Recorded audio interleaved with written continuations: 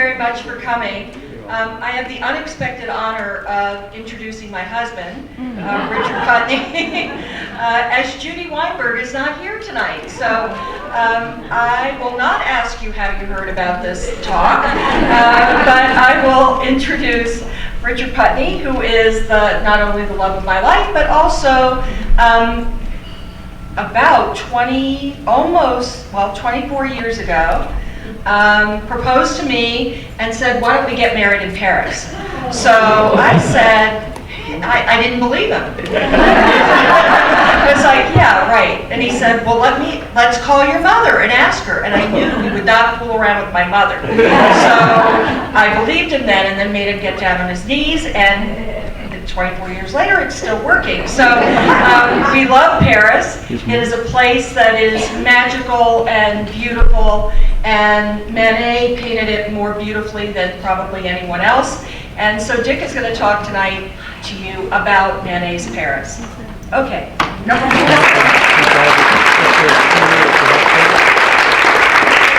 Thank you, love of my life. I told you there's a couple things you better not say. Well, welcome everyone. How many of you have seen the Manet exhibition? Yay, isn't it wonderful? It's been fabulous, absolutely fabulous. There are so many people, I know I'll forget someone, but so many people have done wonderful things for the Manet exhibition. Our director, of course, Brian Kennedy. Larry Nichols has done an extraordinary job. It was his idea. He was wonderful with my students. Is Larry here? Hello, Lawrence. Give him a hand. Yay, give Larry a hand.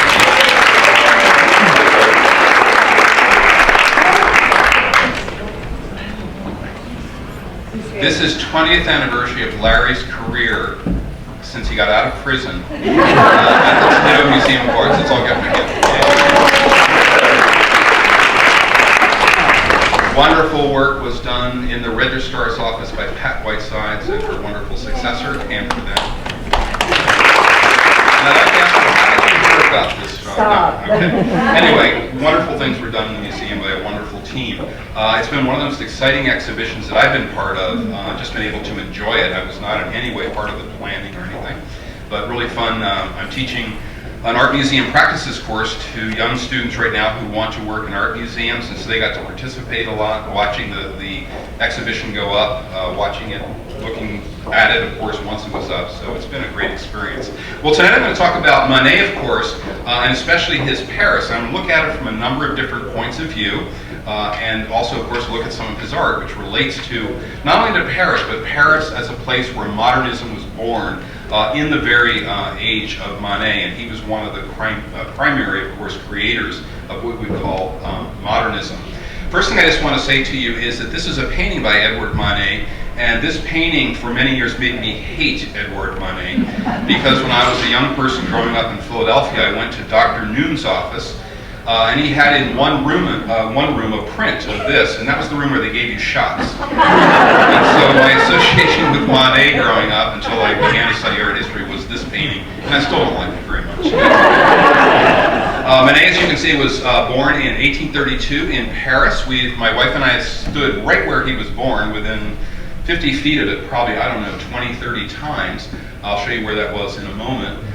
Lived most of his life in Paris and died, sadly, 1883, very young, 51 years of age, after very serious surgery in which his leg was removed, but he died a few days after that. But he had an amazing career, of course, as an artist. We see him today, of course, as a giant in the history of art, but in his own day, he was recognized by a very small number of people as a great artist, all of them modernists, all of them looking at things in new ways. He himself really never achieved the success he wanted to be recognized by sort of the official academies of his day, certainly by the critics. And I'll show you some of the reactions to his work. But some people, very important people, certainly recognized this great genius. His parents were the Manets, of course, and this is a portrait, a dual portrait he did of them, which he exhibited at the Salon in 1861. They were quite aged. His father especially was quite ill when this was painted. His father died shortly after this. And it was one of the first paintings which he had accepted into one of the official exhibition venues, then very important in Paris, and I'll go over those with you in just a moment. The Paris in which he was born where the little white rectangle is near the Seine River, not too far from Notre Dame, on the left bank, that is the south bank of the Seine River, in a city that was growing rapidly. If you look on the map here, and we'll come back to this momentarily, you'll see a red line surrounding the center of Paris. Those are the medieval walls put up around 1200. When Manet was born, already surrounding the city of Paris, or just being built when he was born, the outer walls of the city. It had just increased exponentially in size, in commercial power, and particularly in the century prior to his birth and during his lifetime. Very powerful commercial city, probably the most powerful commercial city in the world in the time of his life. As I said, he was born on the left bank, and he was born on what is today called the Rue Bonaparte. My wife and I often go there to a very favorite cafe. We actually think the photograph on the right is incorrectly marked the Rue Bonaparte, but what is definitely correct is the wing of the apartment building in which he was born is shown on the left screen, and at the bottom of that building is the little plaque which you see on the right. Here was born Edward Manet. We have walked by that so many times, never seen the plaque, never noticed the apartment building very much, because right across the street is the École des Beaux-Arts, which is a really wonderful space. A beautiful courtyard is there. We're often looking at that with our backs completely to this very famous building in terms of Edward Manet. Here's just a little sense of how much Paris grew during the 19th century. In 1801, you can see it had over 500,000 population. By 1861, look at this, in the space of 6 decades, it's up to 1,600,000, almost 1,700,000 people. In 1881, close to his death, it is 2,269,000 people. All the dates in yellow are dates in which Manet was living in the city, so it had increased tremendously in size. And we tend to think of, I think, often Paris as a snobby place where Parisians don't want to have anything to do with Americans unless you have a good accent. That sort of thing, and that's not really true of Paris anymore at all. It's much more welcoming now. My first trip there was in 1979, and there were some people who were snobby about their French, even though my accent was perfect. But today it's much more of an open city. But certainly in its time, the growth in the population was not just native-born Parisians giving birth to children, but millions of people over those decades moved to the city of Paris. Many people were coming here because of the economic boom. So largely, more than half, actually, in fact, more than half the population of Paris in the time of Manet were not Parisians by birth. So it was a city of great flux, great change.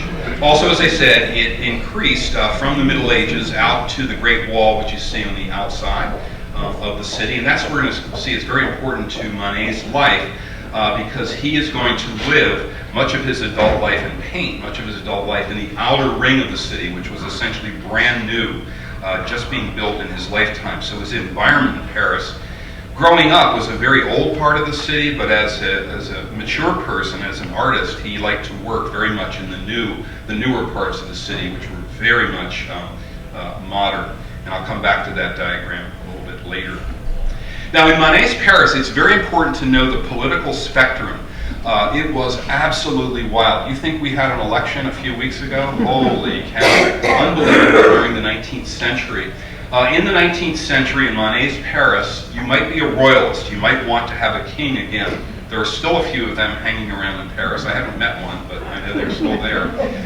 You might be a Bonapartist, who was very much a follower, of course, of Napoleon Bonaparte, who began as a general, of course, in the French armies. He was a brilliant military man early in his career.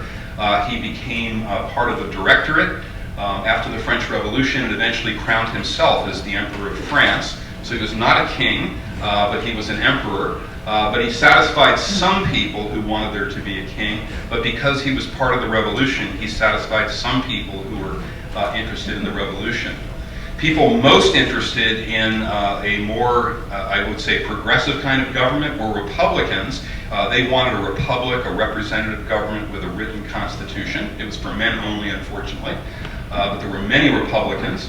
I think the movie of Les Miserables is opening soon, and there's going to be some Republicans for sure in that film. And then finally, there were also a rising group of socialists and anarchists, very radical from the left, many of them Marxists. Karl Marx lived in Paris during the 19th century, part of it.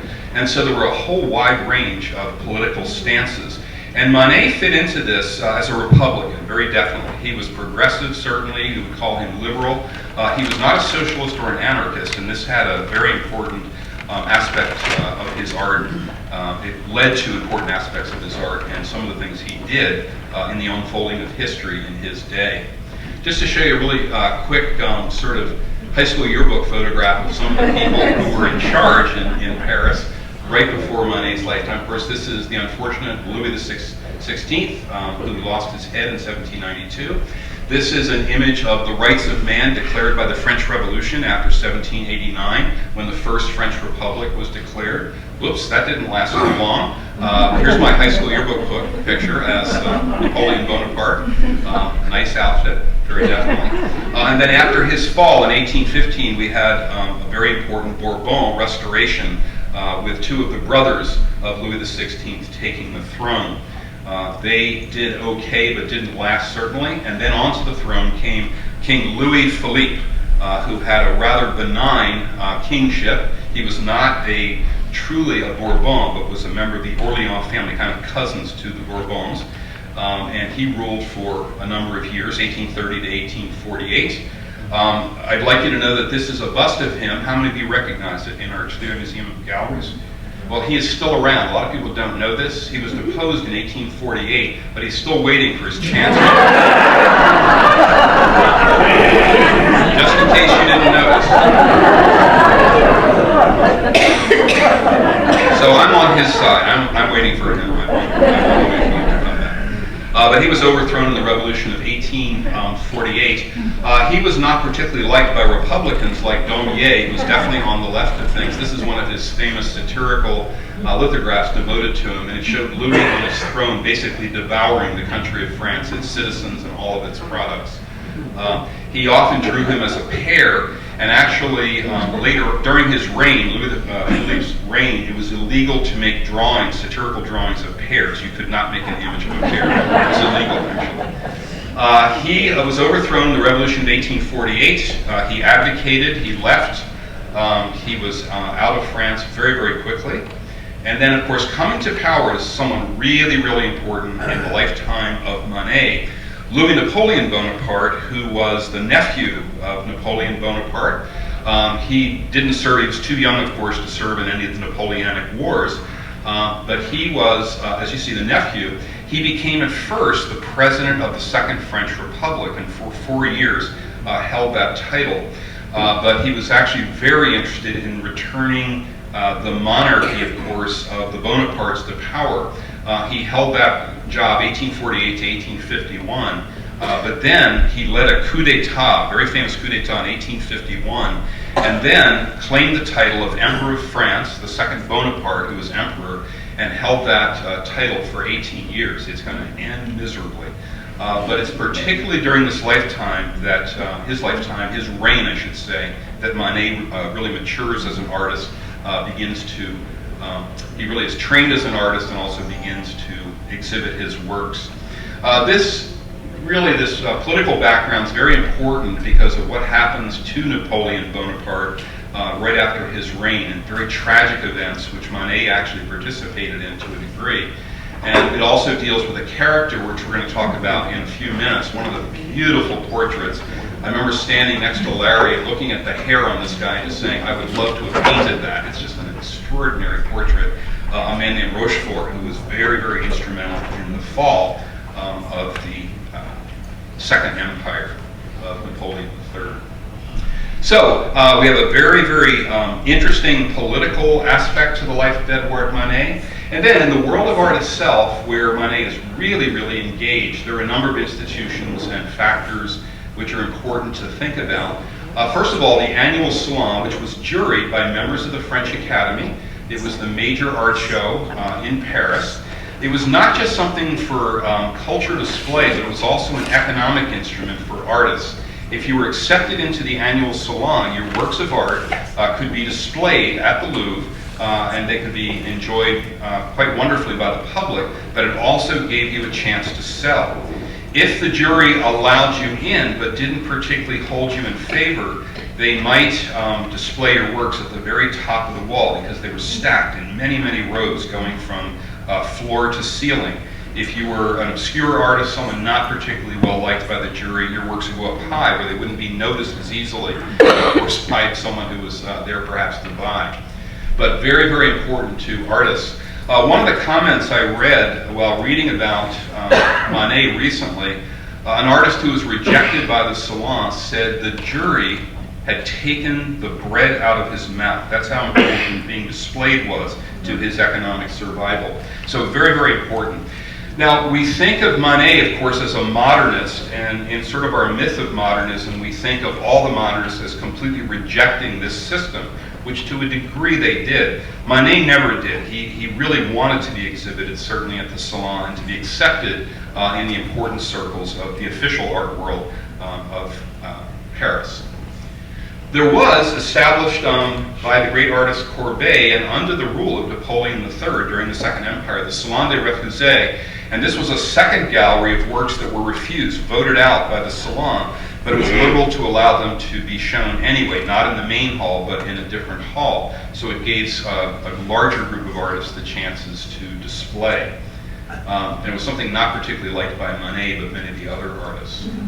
Something else very important in this period as we turn to an art which more reflects modern conditions is that photography is not precisely invented in Paris, but it first really develops in the city of Paris.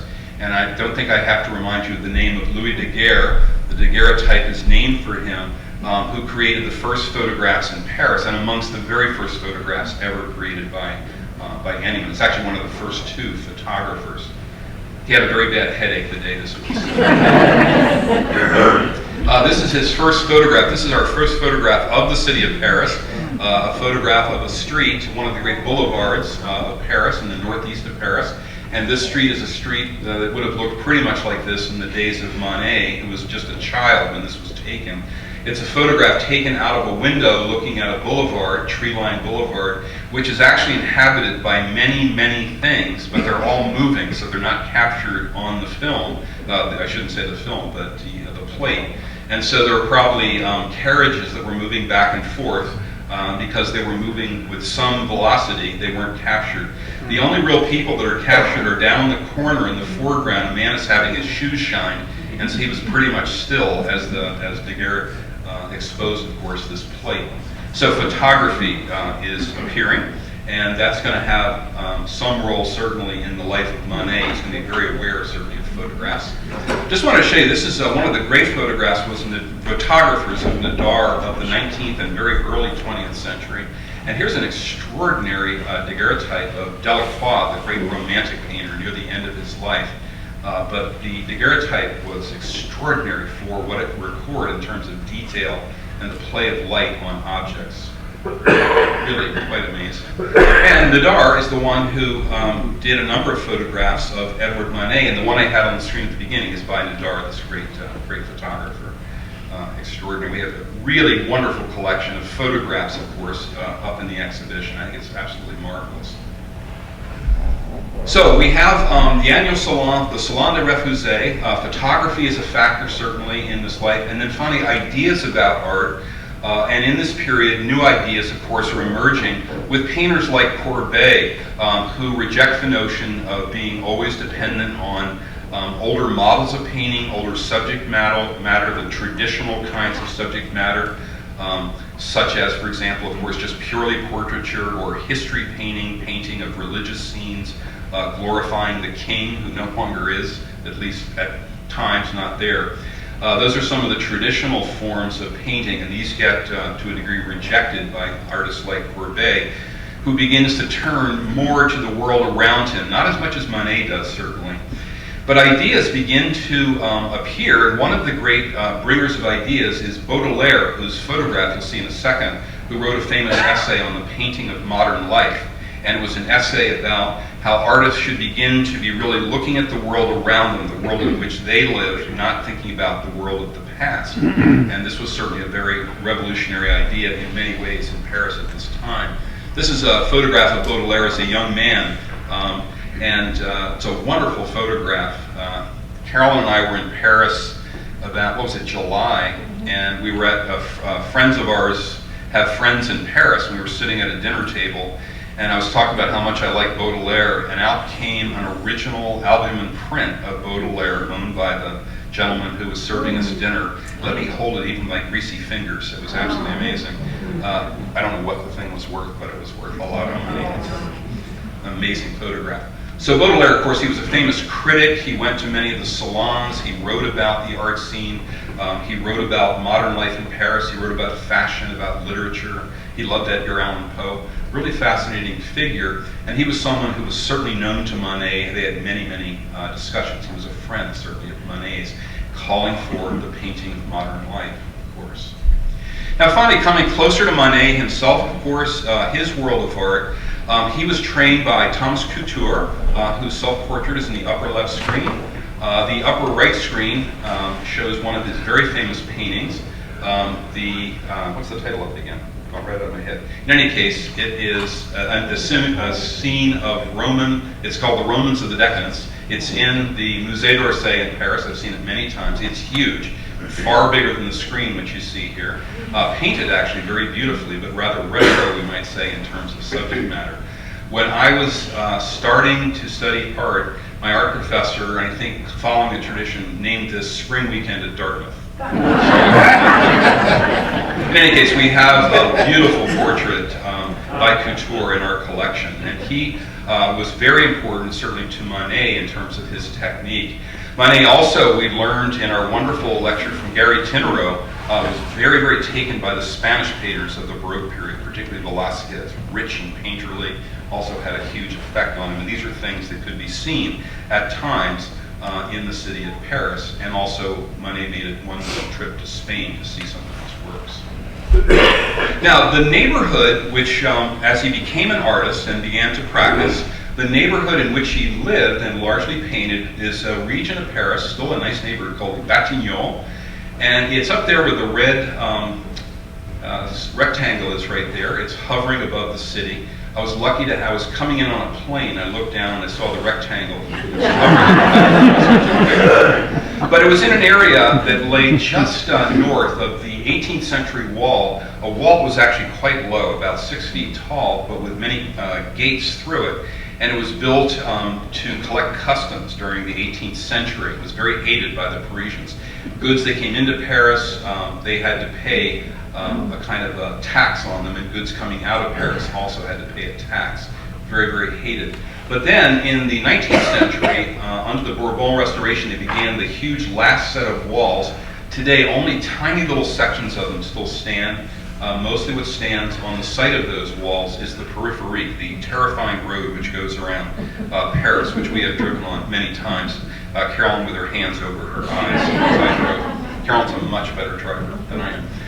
In any case, it was a big wall, and this was a true modern wall. It was built to be able to withstand a siege. It was very thick, and it was meant to take artillery fire. And this will be very important during the life of Manet, because there will be a siege laid in Paris. Also, ringing the city were a series of forts out beyond the walls, and you can see them in purple. These were also meant to defend the city, which is going to be attacked, we're going to see, in the Franco-Prussian War, while Manet, of course, is living in Batignolles. This is a photograph of his first studio in the Batignolles region. It still stands. I have not seen it. I found this in a catalog devoted to Manet. It's on the Rue Guyot, or was on the Rue Guyot, and in the back right, you can see the upper windows there. That's was the studio of Manet. He painted some of the greatest paintings of the 19th century in that space, including his famous Music in the Tuileries, of, we think, 1862, which I'll be coming back to in a moment. And he also, oh, I'm sorry, I should just talk about this right now. Got the order mixed up a little bit. One of the paintings which he did do in that studio is this wonderful painting of Music in the Tuileries, which shows a scene of modern life, and it shows middle-class people who have come out for a concert in the Tuileries Gardens. Formerly, this had been a royal garden. It had been built by Catherine de' Medici back in the 16th century, expanded tremendously during the 17th and 18th centuries. But by this time, after the revolution, it had become a public park. And bands came to play here regularly. There was a weekly concert. And here everyone is standing around talking to each other, largely ignoring the music because the musicians are where you are. You're one of the musicians looking out at the group. And how many people are listening to you? 2 or 3 here are listening to you. A lot of people are just simply gabbing. But it was a big bourgeois kind of event that took place every week, and Manet chose it for one of his very important early paintings of contemporary life. I just wanted to show you this on the left is an aerial view of course, the Louvre. This was taken in the 1980s, before the Great Pyramid of Ayampe was built. But the group of trees, which you see back there, is where Manet was painting. That is still a park today. We're going to have an exhibition on it a little more than a year from now in the museum.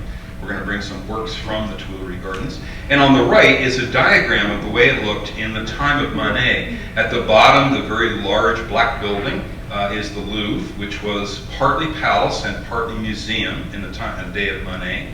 The big bar going right across the center of the photograph on the right, that's the Tuileries Palace, which is no longer there. It was destroyed, we're going to see. It was burned in 1871, and I'll tell you when we get to that part. Beyond that is the Tuileries Gardens itself. And so this was a place for the public to get together at that time as a park, and for sort of the same kind of event that was often painted by artists like the Impressionists, Monet, for example, or Renoir during the 1860s and especially the 1870s. So he is one of these painters who turns to scenes of modern life. And what's interesting, and we got this to work earlier today, and now it's not, there's a hovering yellow rectangle at the left, and hiding behind that, just off screen because he's embarrassed, is a self-portrait of Manet. Next to him is his brother with the beard, you can see, and then Baudelaire is right there. So he actually, there are 8 people known to be in this portrait. I've never found a good, accurate description of which person precisely is which, except for Manet and Baudelaire. But a whole series of people in a group that formed around Manet. He was the center of a big group. Very interested in modern life, certainly, and very interested in this kind of subject matter. Very different from much that had been done before, focus on this world. Also painted in the same studio, this is what I meant to say, and I apologize for that, got out of order, 2 of the greatest paintings of the 19th century, the Déjeuner sur l'Herbe. We once were on a trip with a group of people from the museum on a bus, and we stopped, and I remember we ate on the sidewalk because we were all hungry, so we called it the Déjeuner sur la Curb. Very famous Déjeuner sur l'Herbe, and personally, it's amazing to me how much I really despise this painting because I only saw it in photographs as a young art history student. And then when I first went to Paris and saw it in the Orangerie in natural light, it knocked my socks off. They went right through the walls of the Orangerie. Absolutely beautifully painted painting. And I feel that some of the paintings that we have in our collection here, in our exhibition, of course, wonderfully reflect the painterly work and the mixture of sort of strange mythical things with the reality of the present day that we see in the Déjeuner sur l'Herbe. Also, the very famous Olympia was also painted in the studio. Salon de Refuset, and actually the Olympia made it into the Salon in 1865, but won no prize. And by the way, when you won a prize, you were then allowed to enter all of the salons without having to go through the jury.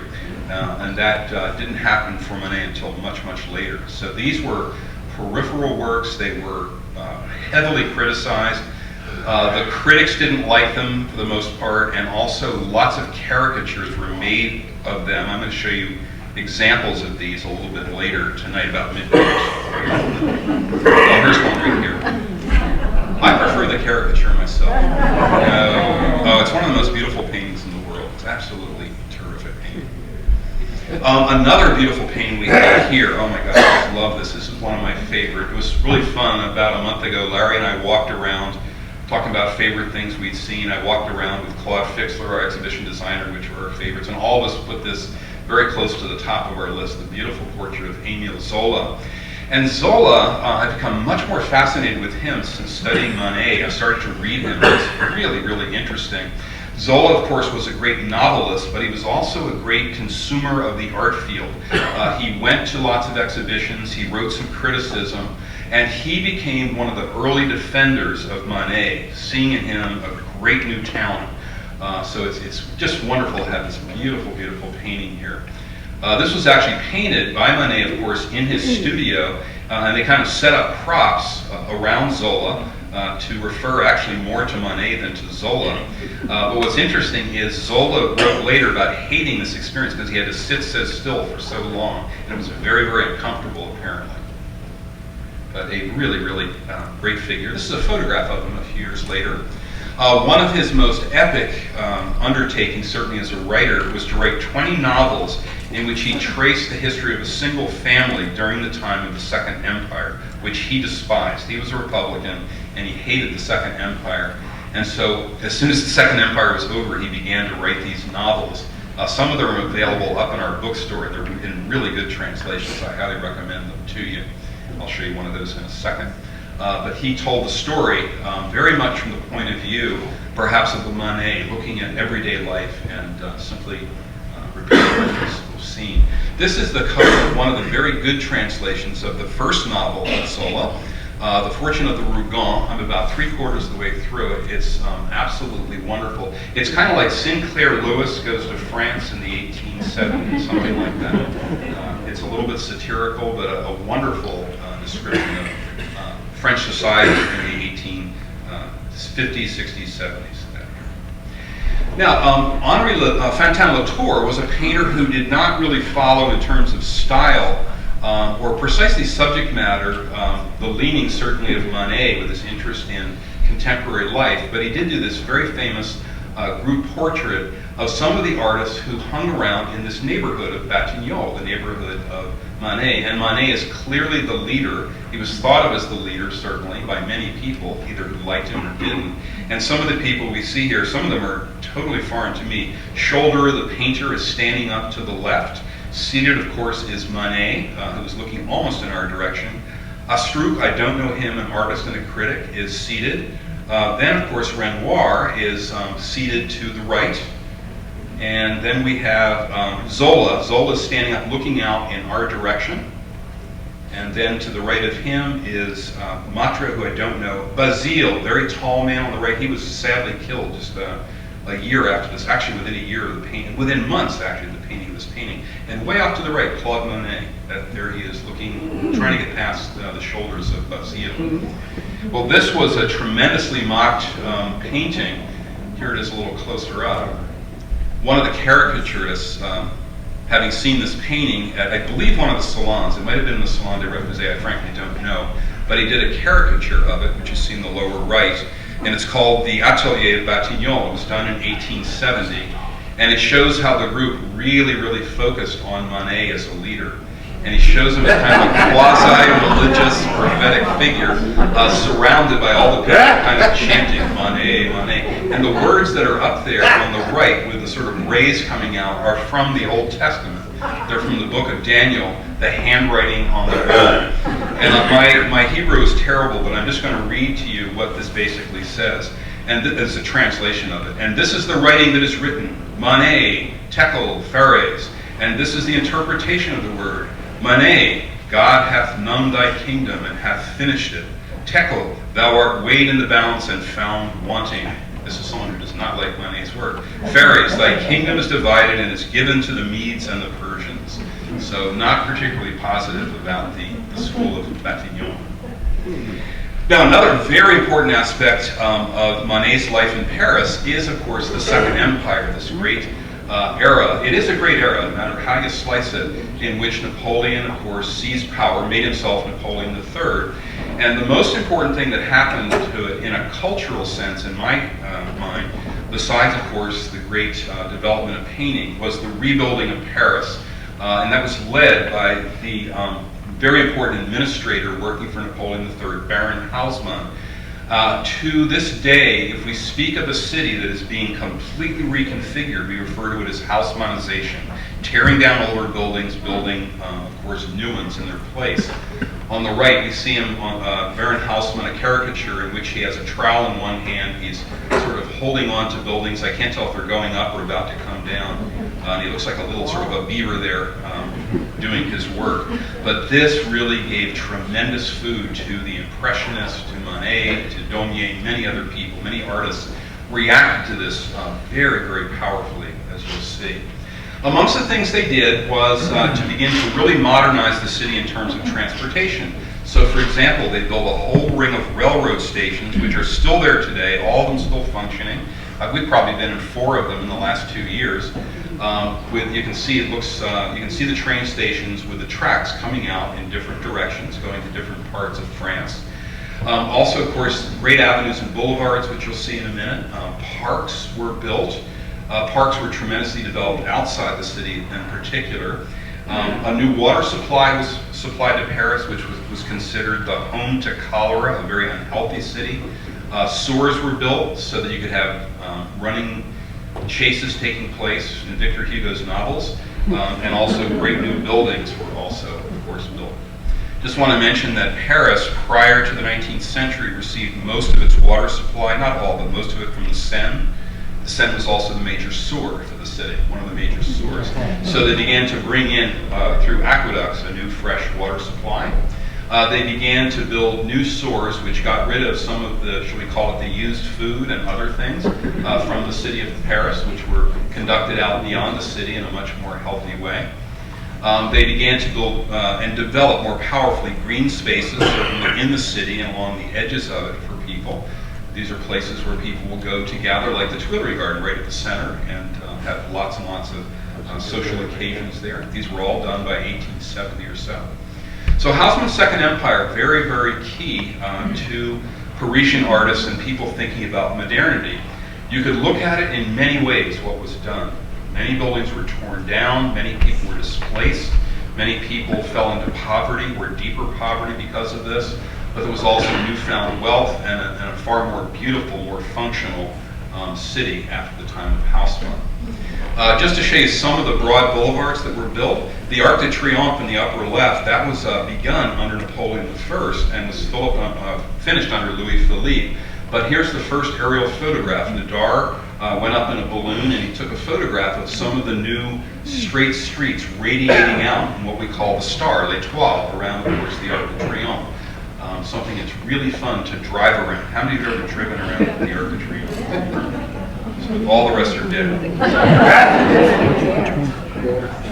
Here is an image of Napoleon III, who was looking at plans by his architect Bleufeldt and Visconti, who were showing to him plans for the completion of the Louvre and the Tuileries Palace, and a whole series of new galleries which will connect all of these things together.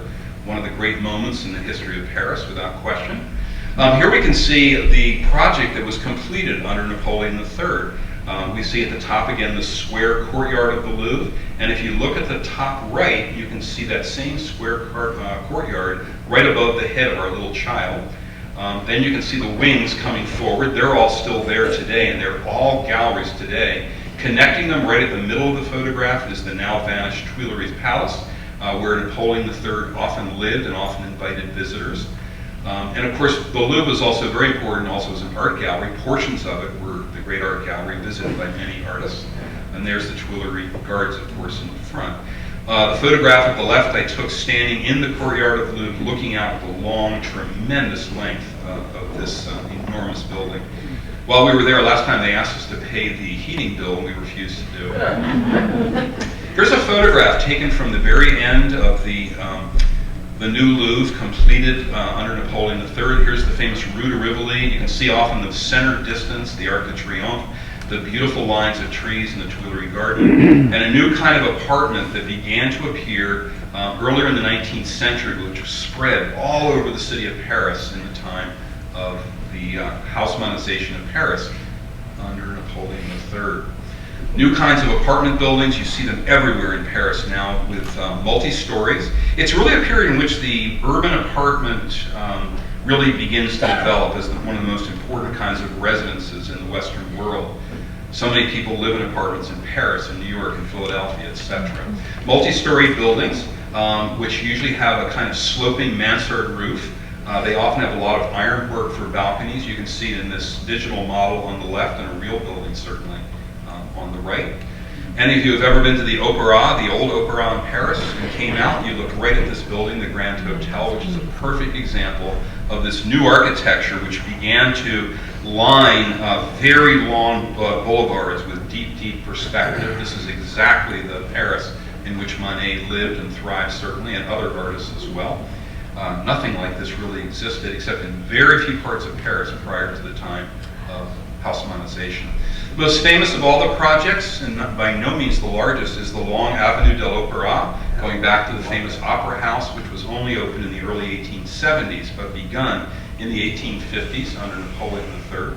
And almost everything you see there in the photograph along the long straight boulevard, all of that was built in the matter of a few decades, and everything around it, almost everything, was destroyed. I don't know how our house got in here. This is the Opera House, of course, a great place in front of it. Today you can come out of the metro right there. But a beautiful kind of open space that we associate with the new city. The former city was dense and crowded with very narrow streets. And to be able to create buildings like this, again, our house is in here. How's that? We've got to rebuild some of the things. Just amazing. But here on the left, you can see some of the buildings in just little outlines. Those were all torn down just for this one boulevard. All those buildings were just razed to the ground. And there was even a large hill between the Louvre, which is just out of the picture to the bottom, and the Opera, which is at the top. There was a big hill in the center. They had to excavate that entire hill to get the perfectly level, beautiful Avenue de l'Opéra. Many of them were boulevards and were also lined with trees. So this is the planned Paris, and it's just huge. I mean, it's an amazing, amazing project. Here's a negative side of the Paris in which Manet lived. This is one of Daumier's satirical cartoons. It shows a landlord looking out of across his balcony. Good, there's another house being pulled down. I'm going to raise all my tenants' rents 200 francs. It creates a housing shortage in the center of the city where many people lived. And so now rents went way up, and most poor people had to move outside of the center of the city, which had usually been the center of cheaper residencies. Here's a man who comes to his neighborhood, but here is where I live, and I don't even find my wife. And he's looking, of course, at large buildings that are from the 18th century or earlier, all of which are under the Wrecker's Ball coming down. One gentleman has all of his possessions, of course, on his back.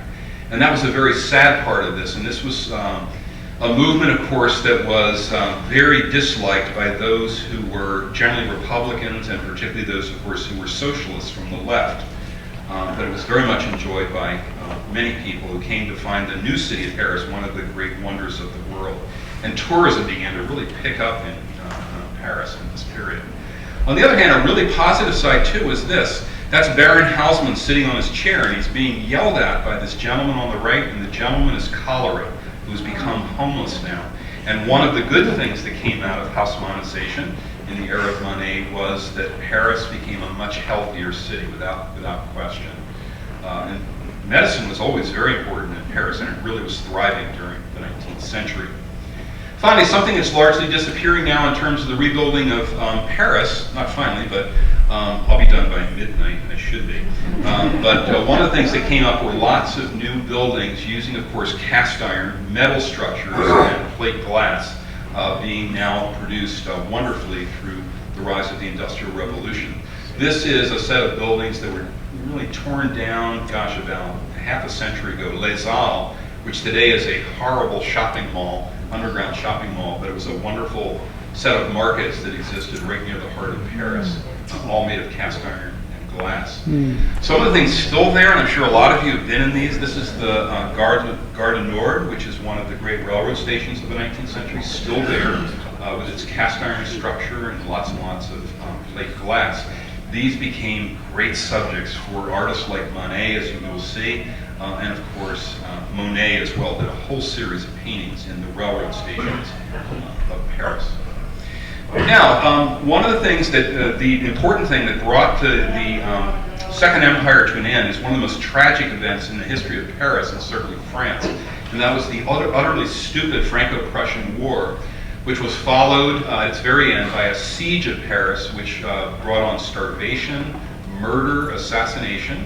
It brought on the abdication, not of Louis Philippe, that's incorrect, Napoleon III, And it saw, though, the founding of the Third Republic, which was something very favored by Manet. One of the most horrible events was what was called the Paris Commune, when socialists took over the city during the siege and refused to give it up even to fellow Frenchmen who represented the Third Republic. So a series of disastrous events, and these also caught up Manet, certainly in his lifetime. I can't decide which outfit I'd rather wear on Halloween, but on the left is Napoleon III, of course. He's looking a little better, I think, than Bismarck, whose Prussia had emerged certainly during the 19th century. It was in the 18th century a great military force, but really emerged, of course, during the 19th century. This great war was fought across the borders of France from Germany on the right, and a long campaign was fought which began in the upper right. You can see the massings of troops there. The Prussians invaded France, and where the circle is, they fought a great battle, the Battle of Sedan, on September 1st, 1871. Complete disaster for the French, who were completely outmaneuvered and had much poorer weapons. Napoleon III was captured, and it was the end of his reign that day, and it led to, within a few days, the founding of the Third Republic, the French Republic. But the war wasn't over yet, because the Prussians moved in, as you can see, and surrounded Paris, the yellow blob at left center. And so Paris, the very Paris in which Manet was serving in a local part of the National Guard in the city, he was inside the city when this took place. The Third Republic was led by a man named Thiers, and he took reign in 1871, and he was not actually in the city of Paris, but was trying to get Paris to surrender to bring a very quick end to this terrible struggle between the Prussians and, of course, the French. And so here is the great siege of Paris. And what happened was, at first, the siege was by the Prussians, but then, once the Third Republic came to terms and was ready to surrender Paris, socialists inside the city decided they would hold on to the city. Well, during the first part of the siege, when the Prussians were laying siege to Paris, Manet was in the city. But then, when the socialists took over the city, Manet and many other people left the city. It was a terrible time. At first, it was considered almost fun, the siege, but then starvation set in. People ate their pets. Completely, food ran out almost entirely in the city. Then bloodshed began. There was a lot of reprisals between various political parties inside the city of Paris. It was glorified in this painting by Meissonier, which is so far from the spirit of Manet, I can't even imagine Manet painting such a painting. But here is an image of Paris slowly being taken over by the Republicans. They're on the left side. They're from about 6 o'clock on the clock to about midnight at the top. And you see the color yellow. They took that part of Paris first. They bombarded it. They took that part of Paris. Then they took the green part, then the part you see in orange, and finally the purple part. And as they went, there was partisan fighting and many, many executions. It was absolutely horrendous. These are a couple of photographs of the city right at the end of the siege. This is a photograph of the Rue de Bac, where Carol and I often go in the city. It's on the left bank, not too far from the Louvre, and it looks like Berlin after World War II. This is an area out by the Arc de Triomphe, the very edge of the city, right where the siege was first lifted as they made their way into the city.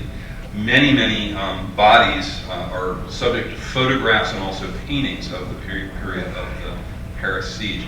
Manet did two works that I know of. One, this print of a queue at a butcher's market. He was in Paris as the starvation began, and people would come to butcher's market, stand in very, very long lines to get food, and basically what they were eating were pets of people in the city of Paris by the end of the siege. Well, the Commune, of course, the period of the Commune was really terrible when there was open bloodshed between French and French, Republicans versus mostly socialists and Marxists. And one of the leaders of the Commune is featured in our show, a magnificent portrait of Henri de Rochefort, who was one of the leaders of the Commune. And he was not a friend of Manet's at all. Manet didn't really know him until long after the Commune. After the Commune was finally conquered, Rochefort and many other leaders of the Commune were sentenced to lives in prison off the coast of South America in really dreadful conditions. He, however, managed to escape, made it back to Europe, and eventually Manet got very fascinated with him, and in 1880-81 made contact with him. Rochefort treated him, I understand, rather roughly, but he was able to do this marvelous portrait of one of the great political figures of 19th century France. The reason he contacted him was he wanted to do a painting, a dramatic painting, which he did, of the escape of Rochefort from his prison before he made his way back to Europe during the 1870s. And this was painted in 1880, 10 years after the Commune, 9 years after the Commune, and a year in which all of the people who led the Commune were given pardons. So here's a great Manet painting, and you can almost see the hair, the figure on the right. See that bouffant sticking up with that gray hair? There he is, Rochefort. And of course, this marvelous painting. I think this is one of the great portraits in the show. I just love that hair. But some of the people who came to the show said that his face looked like it was made of cheese, different forms of cheese, which were in very good shape. And then caricaturists, of course, loved that hair, so they had a lot of fun with it. Well, what I want to finish with tonight is just to show you Edward Manet's one of my favorite paintings, certainly in the show, Le Chemin de Fer, the Road of Iron, the Railroad, which is one of his great scenes of the city of Paris, and I'm so glad it's in this show. It's just, for me, absolutely wonderful, and it is the quintessence of Manet's modernism. It shows a scene in which a woman looks up at us. She has been reading. She has her fingers in a book. She's holding a couple of places. She has a little cute puppy on her lap.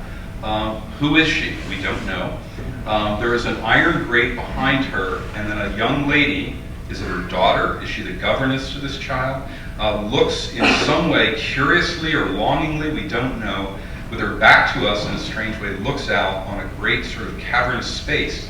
And that space is the space where railroad tracks are coming from the Gare Saint-Lazare, one of the great railroad stations built during the Second Empire, and the subject of many paintings by Monet in the next decade, well, actually in this decade.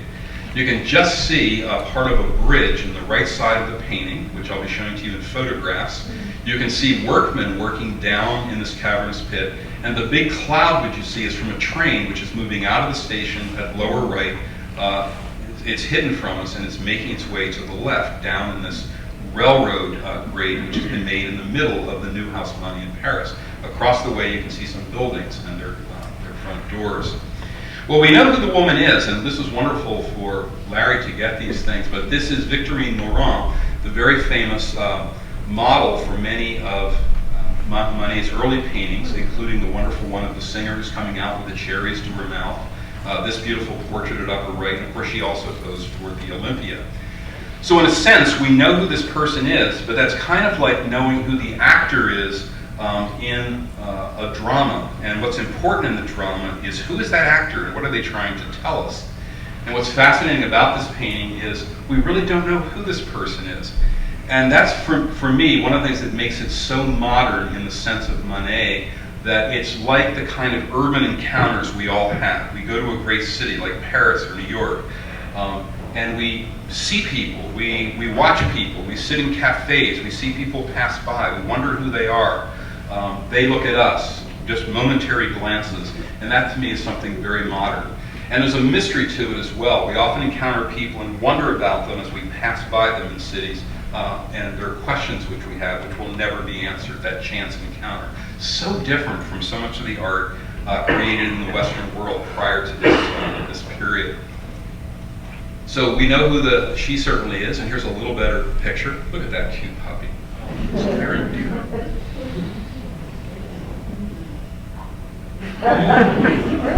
I love that puppy. Let's just stay on this. And it's broadly painted, of course. His use of paint is just luscious. One of my professors used to say it's the kind of painting makes you want to lick it, and it's like it's icing or something. It's absolutely delectable. So that's all Manet too, and that comes from Velázquez and other Couture as well, who also was rich and painterly in a lot of his work. Just absolutely extraordinary. And so we have the mystery, of course, of what this painting is. Well, how do you think the critics reacted to this? Well, they hated it. Most of them hated it. They said terrible things about it. They knew pretty much where it was, and it's in the region of the Batignolles. And here's a 19th century map of Paris, and I love that we have a wonderful map of Paris up in the exhibition. But this is part of the neighborhood of the Batignolles, the southern part in which Manet lived. And now we come closer to his real world. This is the Gare Saint-Lazare, and the train station, which is just out of the painting, is the Gare Saint-Lazare. And leading out of it, you can see are a whole series of tracks which come toward the top of the painting. Some arc to the left over towards me, and some continue on toward almost the center of the painting. Of course, these are all tracks that are leading north up to Belgium. They're leading west, of course, toward Normandy, with a huge train shed, which is made of cast iron and glass, and a very classical building, which is sort of a dark U-shaped thing, which we see at the very bottom of the image. And just in front of that is one of the strange kind of spaces that often was created in the Second Empire. Brand new boulevards and avenues run together, and they cross at a place called the Place de l'Europe, a place which is associated with names from Europe. And it's a plaza, but it's raised up, and it kind of hovers over the train tracks. And it's still there today. One of the most famous, I think, scenes, really, in the city of Paris from the 19th century. I'll show you at the end here. But that's the Place de l'Europe, and that is just out of the picture in our painting. Here's an aerial view, and you can see the Gare Saint-Lazare. This is a 1980s aerial photograph. Carol and I just went here last summer. There's a big place in front of the Gare. Then the horizontal building looks quite white. Those are the halls, of course, and then leading out of that is a big train shed. You see the number 26? That's part of the big roof made of glass. And then all these tracks lead out and compress and have horrible accidents because they all come out at the same time. No. And then they go into those channels which lead out of the city. And number 20 is the Place de l'Europe, which is a hovering, even to this day, is a hovering space held up with modern construction above the train tracks. And all of these roads pass across it. It even has some plantings and flowers and small gardens in it. And the view, which you're going to see right now, was taken back in the 19th century, approximately from where the red arrow is looking in this direction. And there's the Place de l'Europe and one of its bridges. And the painting, which we looked at, you're going to see, is right on the other side of this girder. But this is one of the avenues coming in, and the Place de l'Europe is just out of the picture to the left. And here's some of the trains. Look at the strange cars which came out of this station in the 19th century. Here's a photograph from the 1960s. Way off in the distance, the upper right-hand corner, you can see the Opera. But the train sheds are right along the right edge there, those big triangular peaked roofs. Those are part of the glass train sheds. You can see all the tracks coming out, and they pass underneath the Place de l'Europe. Now, the railings on the Place de l'Europe and the supports, most of them have been replaced during the 20th century, but they don't still have all the girders which were there in the time of Manet. But if you look at the big supports coming right out of the tracks, those were there, and they're in the painting of our Chemin de Fer by Manet. And this is a neighborhood that is very Second Empire. Look at the apartment buildings. This is the neighborhood in which he lived and often worked. So now let's go back. If you look on the very right, you can see through the bars on the very right some greenery, and at the very back there's a very white, bright object, and you can see some of the girders of the Place de l'Europe, and you can see across the way a number of buildings. There you can see some of the workmen very quickly painted a la Velasquez, very painterly, and some of the supports, of course, of the Place. The real place is still there, and even the iron fence is still there. At least it was in the 1970s when this photograph was taken. Where was it painted? It was painted in the backyard of a friend who lived across the tracks from where Manet had his studio and his residence. And so these are still there, and so we're in the backyard of someone. We don't know that, though, when we look at the painting. And finally, if we look in the very back left of the painting, we see a door, which you see blown up here on the right part of the screen, very richly painted. And that's Manet's studio. It's the door of Manet's studio, which still stands in the city of Paris. I've never seen it, and I really definitely want to go to see it. So in this beautiful painting, we have references to himself, to a friend's backyard, but we can't read it that way because we don't know it's his studio. We don't know it's the friend's backyard. We have to read it simply as a scene of urban life. So, was it a big success? It was painted in 1883, the Salon of 1884. Oh, it was a huge success. Caricatures certainly like this one, and I'll show you what it says. It's called The Railway. Two madwomen gripped by incurable Manet mania watch the rail cars through the bars of their cell. Very complimentary. I wanted to beat these guys up. I love that painting. Here's another. This is The Woman with a Seal. She's no longer a puppy. The Lady with a Seal. The poor things, seeing themselves painted like this, have tried to escape. In anticipation, he, Manet, has put in a railing that cuts off all possibility of retreat. So they're stuck in the painting forever and they're not going to get away. There's another one in which they're all disappointed, the two women, because the man who purchased the painting from Manet had promised to buy it. They said was on the way out of town. He hadn't paid, and Manet was unhappy too. Lost his commission. Here's a cheery one too. Absolutely amazing. Now, so there was this tremendous criticism of the painting, many, many caricatures. The reaction was generally very bad. The only person who really defended him was his old friend Emile Zola. He wasn't effusive in his defense of it, but he certainly said a few very, very nice things about the painting. So he deserves a very great portrait like the one which we have here. So a great painting, certainly one you want to enjoy. Tonight I just want to show you one last thing which relates to Manet. Manet's painting the city in this way. I simply use the railroad as one great example of this, and certainly belongs absolutely in any exhibition that's great about Paris, or any great exhibition about Manet portraits, or any great exhibition about portraits. But another person who was very much influenced by Manet and this love of the city was Gustave Caillebotte, who was one of my favorite painters of the 19th century. We saw a show of his in Paris a year ago. His brother was a great photographer who took this photograph of Caillebotte. And just to go back to the same neighborhood, this is the area of the Batignolles. There's the station at the lower right. Les Batignolles, the center of it is up toward the top of the map.